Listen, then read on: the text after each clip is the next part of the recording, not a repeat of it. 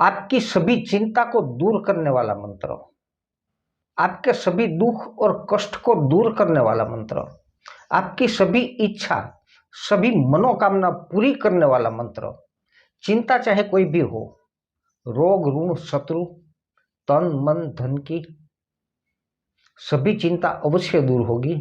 आपकी सभी मनोकामना अवश्य पूरी होगी। हनुमान जी महाराज के ये शक्तिशाली मंत्र से, ये मंत्र के जप आप हर दिन करेंगे, लगातार करेंगे, नित्य करते ही रहेंगे। जब रात्रि में सोने जाए तब सोने से पहले ये मंत्र आप कम से कम 21 बार बोलेंगे।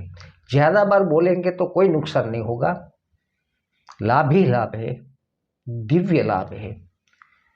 मंत्र को ध्यान से सुने, वीडियो को शेयर कर दे या तो सेव कर ले, क्योंकि दोबारा शायद ये वीडियो कहीं दूर चला जाए। मंत्र ध्यान से सुने।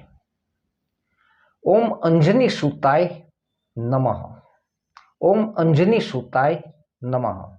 ओम अंजनी सुताय नमः। मंत्र समझ में नहीं आया है, नीचे डिस्क्रिप्शन में मैंने ये मंत्र लिख कर रखा है। दोस्तों, कमेंट में बिना भूले भगवान का नाम जय श्री राम अवश्य लिखें। धन्यवाद।